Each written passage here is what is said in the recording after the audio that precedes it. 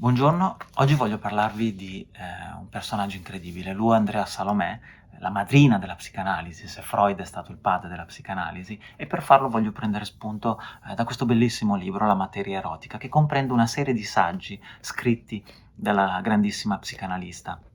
E il primo dei quali è stato scritto prima del 1911, anno importante perché è stato l'anno in cui lei ha incontrato Freud e questa cosa ovviamente si riverbererà nel suo lavoro, nel suo pensiero, ma non solo suo, anche in quello di Freud ovviamente. Allora, Andrea Salomè è nata nel 1861 a San Pietroburgo e da una famiglia di origini ebraiche e questo poi avrà un senso quando vi racconterò un evento, una curiosità più avanti.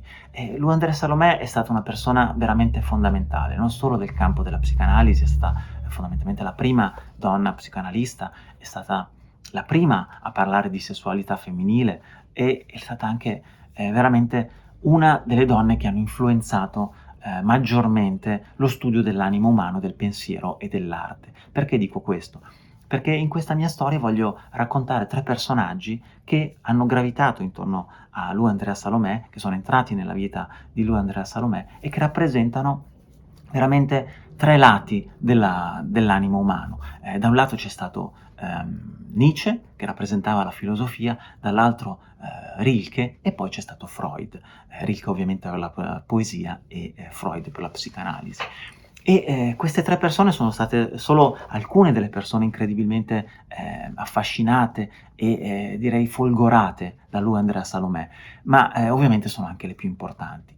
Perché dico questo? Perché Lou Andrea Salomè era stata una persona assolutamente brillante, assolutamente curiosa di scoprire qualunque uomo l'avesse incontrata, ne rimaneva fondamentalmente innamorato e le chiedeva di sposarla. E questo ovviamente sembra quasi un leitmotiv della vita di Lou Salomè, qualcosa che lei ha dovuto quasi sopportare nella sua ricerca e nella sua curiosità.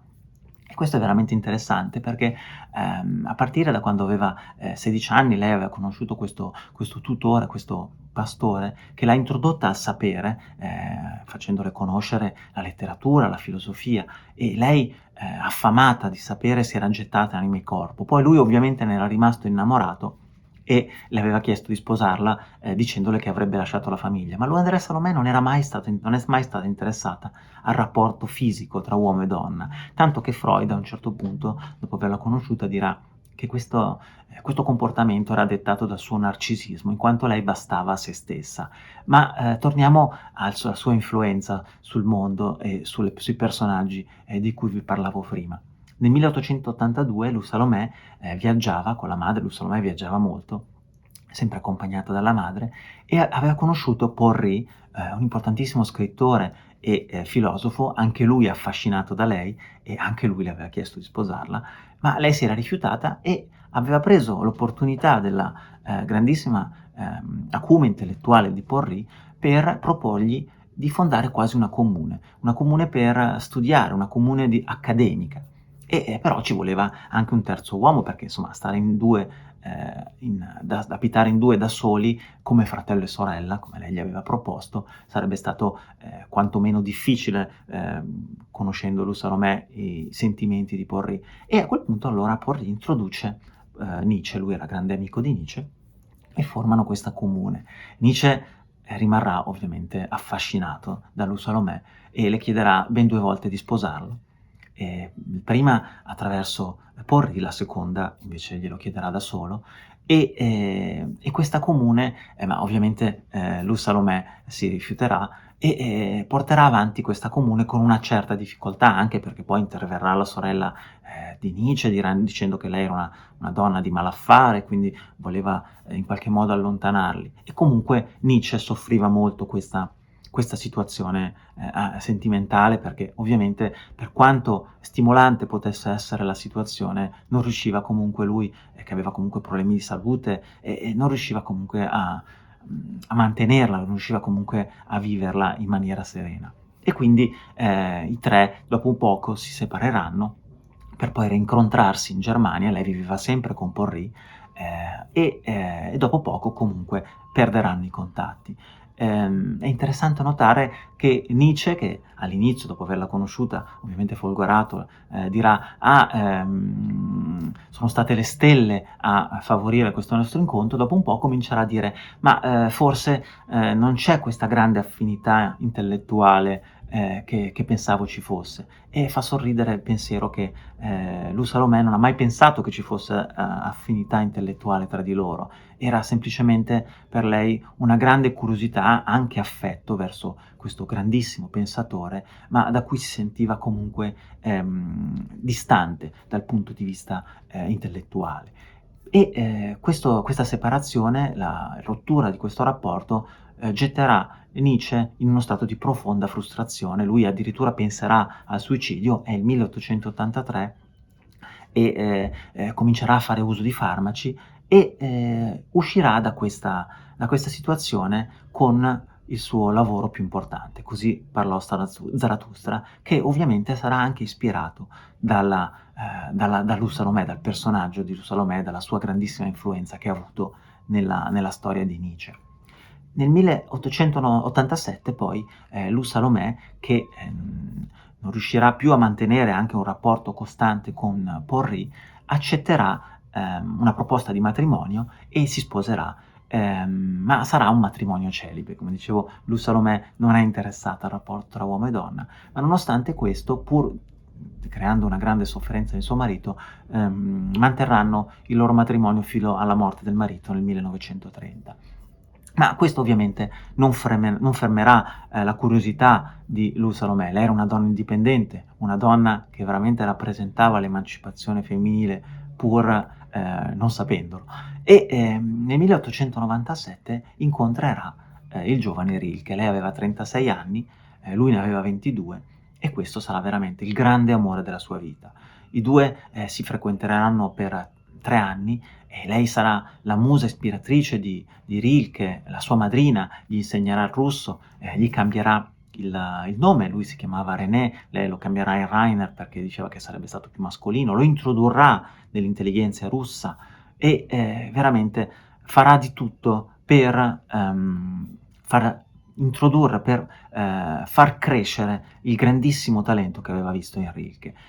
Il loro rapporto finirà, ma ovviamente questo, non interromperà la loro amicizia e, soprattutto non interromperà la grandissima influenza che ha avuto, Lou Salomè sul poeta, ma, che è stata anche, reciproca. Infatti in questo libro, nei saggi finali, si legge veramente, come, Lou Salomè, citando Rilke, dia veramente l'importanza all'arte sul pensiero umano e, dica quasi che, l'arte è l'unico modo per raggiungere, la verità, per raggiungere, veramente per toccare l'anima. E, ovviamente Lou Salomè, continua il suo percorso di analisi, di studio, lei lavorerà, continua a lavorare.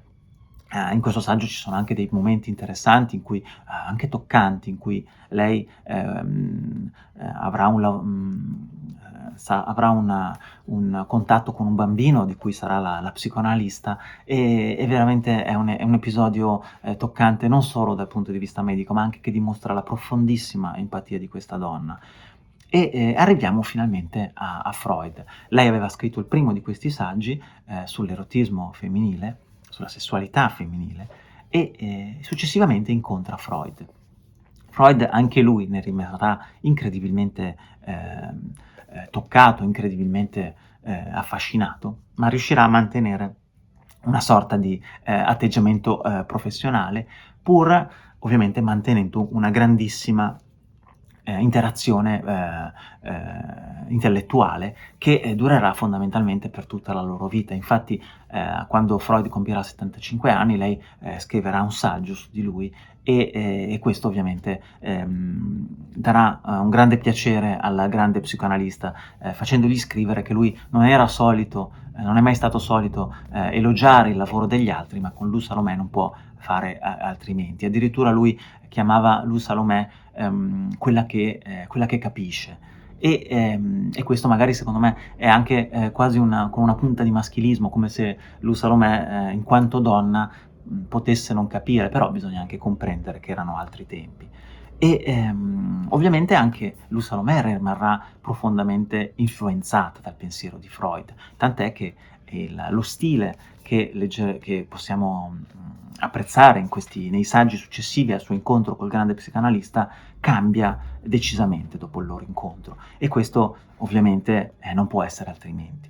Io, mi devo fermare qui purtroppo, voglio solo aggiungere una piccola nota, che nel 2016 è uscito un libro, un film tedesco, che racconta la vita di Lou Salomè e racconta parte fondamentalmente dalla fine della vita di Lou Salomè, quando lei aveva, 72 anni e, era cominciato a nascere il nazismo in Germania e lei in quanto ebrea, aveva dei problemi e racconta a un ammiratore fondamentalmente la sua vita.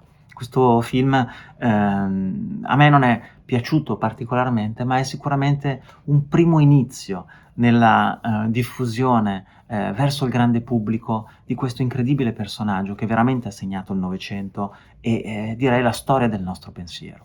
Io vi ringrazio per attenzione, un saluto e alla